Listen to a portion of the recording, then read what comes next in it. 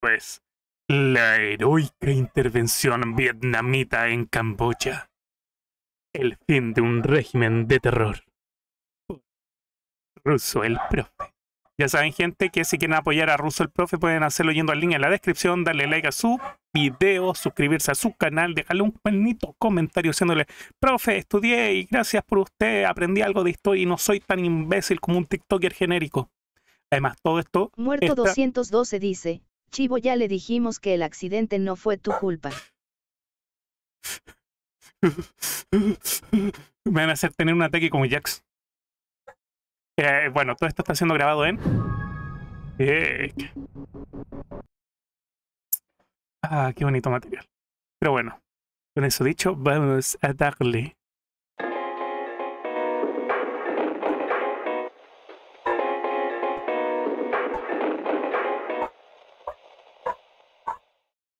Tardé mucho en que se me ocurra cómo iniciar este video y al final no se me ocurrió nada.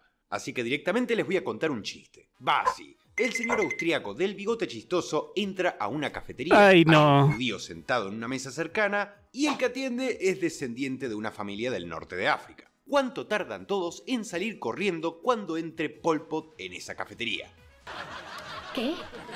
Bueno, el chiste en realidad tenía otro Ya eso. remate, pero si lo digo me desmonetizan el video. El video lo que de quiero él. hacerles entender es que este hombre, que parece una réplica de Elon Musk comprada en Temu y con un profesorado de historia, es tan hijo de puta que si Hitler hubiera estado vivo, devuelve el desayuno cuando lee en el diario los crímenes que cometió. Pero no nos adelantemos. Este profe era un tipo que tenía un sueño. Sí, su sueño era crear tener un sueño. una utopía agraria comunista. Hay por lo menos dos grandes cosas que están muy mal en este concepto, pero no se apresuren a Tengo un sueño. ¿Qué es sueño? Tener un sueño. criticarle el sueño al pibe.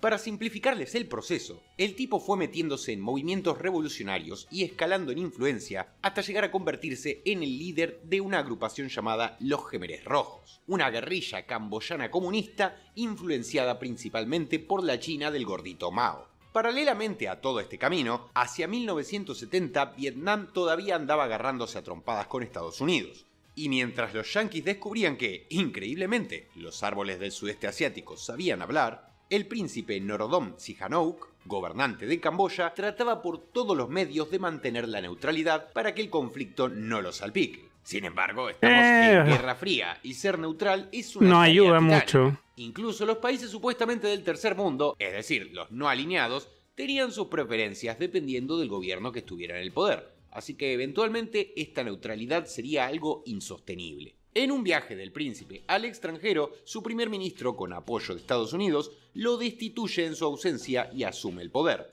proclamando la República Jemer, un estado que se caracterizaría por la corrupción, la represión y la inflación. Obviamente esto no le gustó un carajo al príncipe, que había quedado exiliado. ¿Y saben a quiénes más no le gustaba? Sí, a Elon Musk de Temu. Chale. Los Jemeres Rojos, que en ese momento eran muy populares entre los campesinos, comenzaron a rebelarse, legitimados por el propio príncipe, que desde el exilio les había ofrecido su apoyo. A partir de esto, en la República Jemer tendría lugar una guerra civil que duraría 5 años.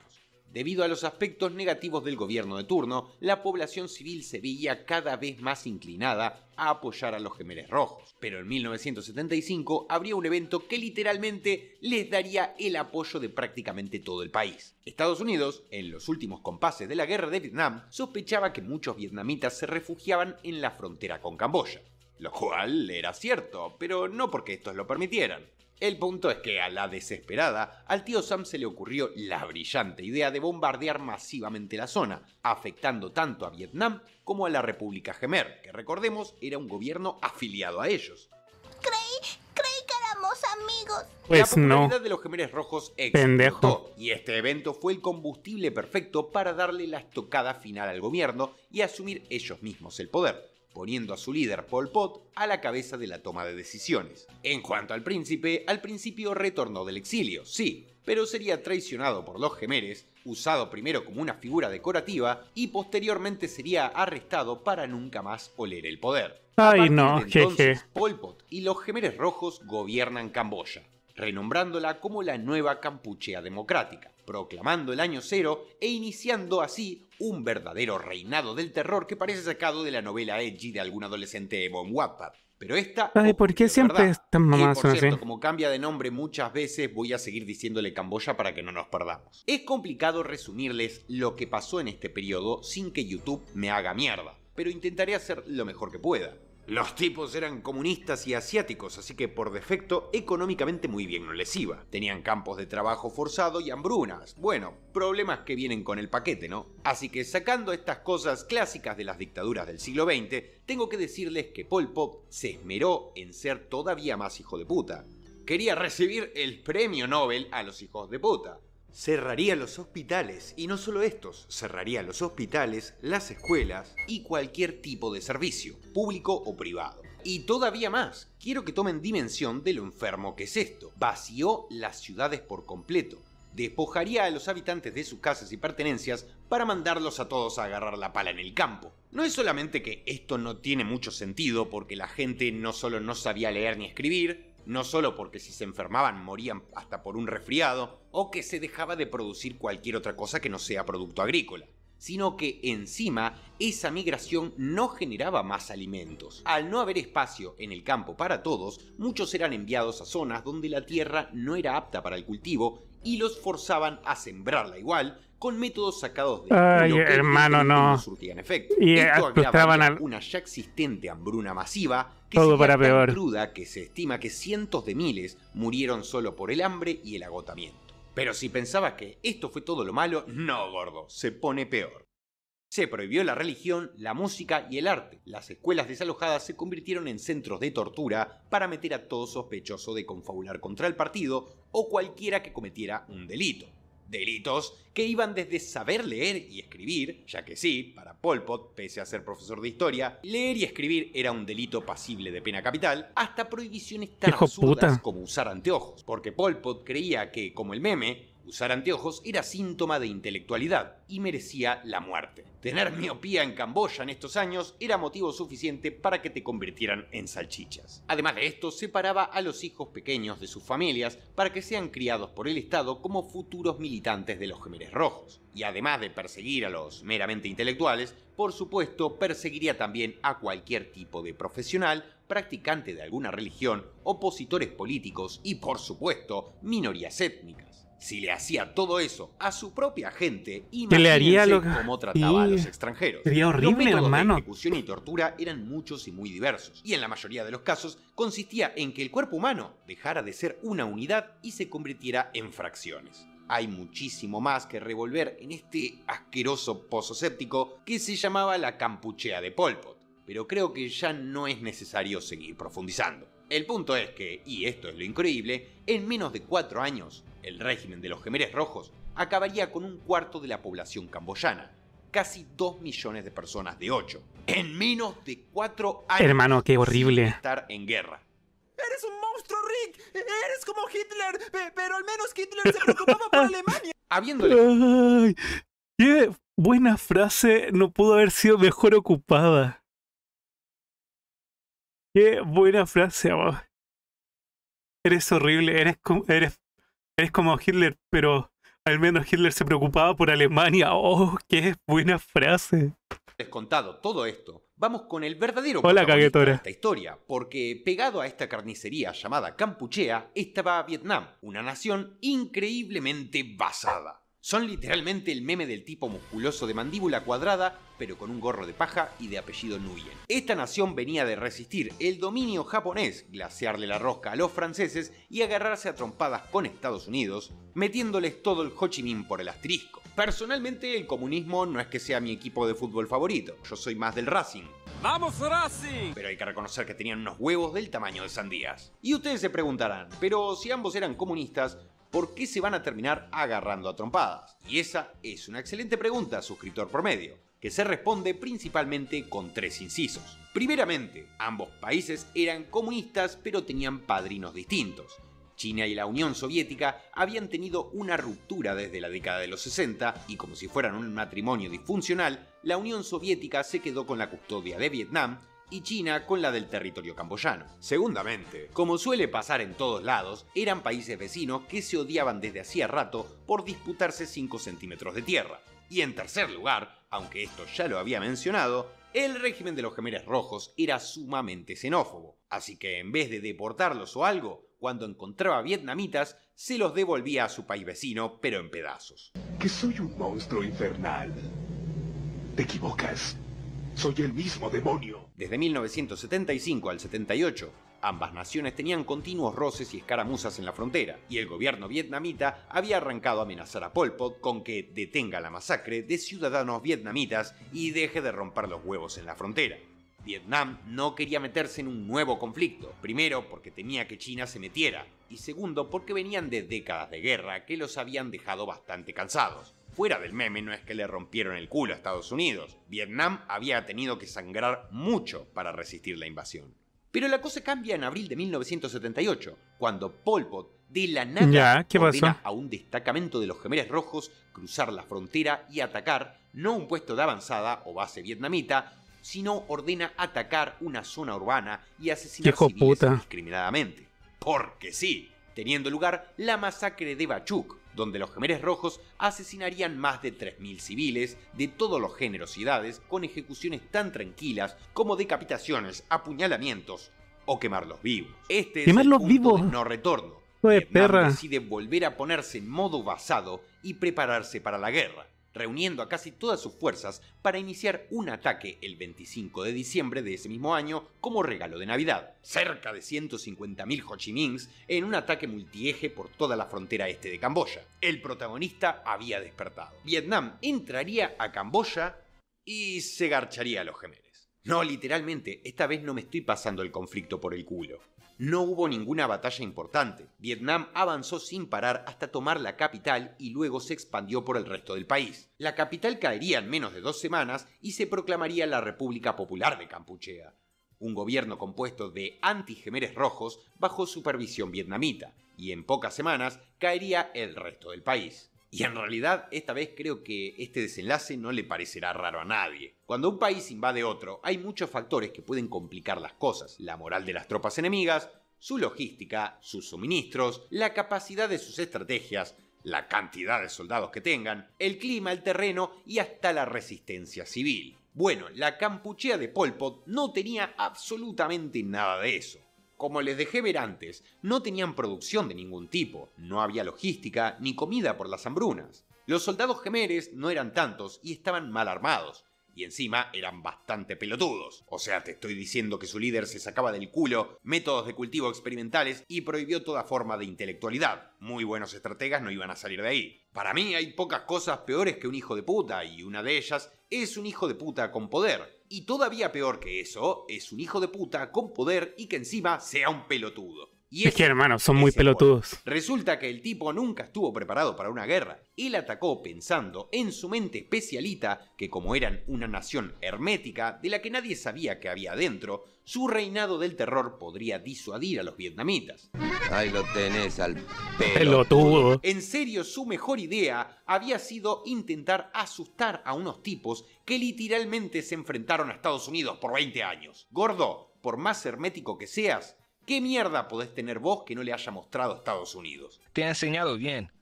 Creo que demasiado bien. Y eso no es todo. Otro de los factores que mencioné, y que es muy determinante, es la resistencia civil. Bueno, la población civil camboyana vio llegar a los vietnamitas y básicamente lo que vieron es el meme de Superman con el sol de fondo. Un poco más y le ponían una alfombra roja. Sí, hay documentación de algunos saqueos por parte de algunos soldados vietnamitas, pero han sido soldados aislados sin una intención sistemática detrás. Aparte, ¿qué vas a saquear si no había nada? De hecho, el gobierno vietnamita llegó, reabrió las escuelas, reabrió los hospitales, destapó todos los casos y las fosas comunes que se encontraron en el camino y comenzó a repartir comida y bolsas de arroz entre la población civil para que puedan reintegrarse al sistema de trabajo. Literalmente tuvieron que arreglar un poco Camboya porque ni de estado títere servía. Vietnam no fue a salvar a nadie, fue para reducir a un enemigo declarado y salvaguardar sus propios intereses. Pero para la población de Camboya, de repente parece que no solo Jesús existía, sino que Jesús era vietnamita y se apellidaba Nguyen.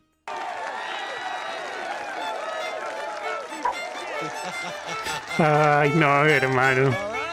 Podría terminar el video acá con un chiste, pero no quiero, porque no me puedo sacar del ano lo que pasaría después. Para pensar, China, viendo cómo Vietnam pasaba el trapo con los Jemeres, decidió apoyar directamente en la breve, pero así nombrada, Guerra Sino-Vietnamita. Y adivinen qué, Vietnam volvió a aguantarla, como un campeón. Ese es mi gallo comunista. El ataque chino duró un mes, pero los vietnamitas jugaron de local y le provocaron tantas bajas que China ya no vio rentable ayudar a los Jemeres con una intervención así. Así que decidió comportarse como un país moderno y acudir al escritorio, quejándose con la ONU. El gobierno chino fue a solicitar al organismo encargado de la creación de los derechos universales del hombre, entre los cuales están el derecho a la vida y la dignidad humana, a que condene a Vietnam por atacar el territorio soberano de la inocente Kampuchea Democrática. ¿Y qué hizo la ONU?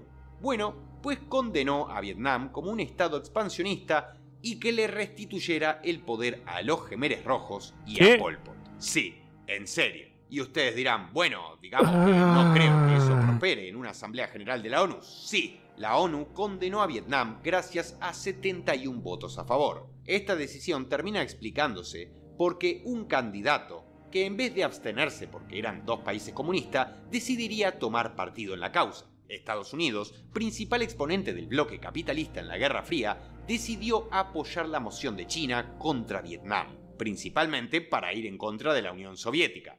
Y en mi opinión yo digo que seguramente porque seguía dolido de perder la guerra. Y con él, todos los países que simpatizaban con el bloque occidental votaron igual, por lo que el gobierno de los Jemeres Rojos, aún en el exilio, conservaría su escaño en la Asamblea de la ONU. ¿Y saben qué hizo Vietnam? Absolutamente nada. Vietnam no le dio ni 5 de pelotas y se pasó la condena por el orto. Principalmente porque la condena de la ONU tiene la misma utilidad que el papel higiénico, ya que aunque la emitiera, no podía hacer nada. La ONU tiene una herramienta exclusiva e injusta llamada derecho a veto, un comodín que fue otorgada a las potencias ganadoras de la Segunda Guerra Mundial para anular cualquier decisión que no les guste. Y como la Unión Soviética estaba del lado de Vietnam, bastaba con usar su comodín para anular cualquier sanción que quiera imponer la ONU. Durante la década de los 80 empiezan a cambiar las cosas. Los Jemeres se unen a otras facciones antivietnamitas que adquieren el nombre de Gobierno de Coalición de Kampuchea Democrática. Creo que sí hay. Un nuevo gobierno en el exilio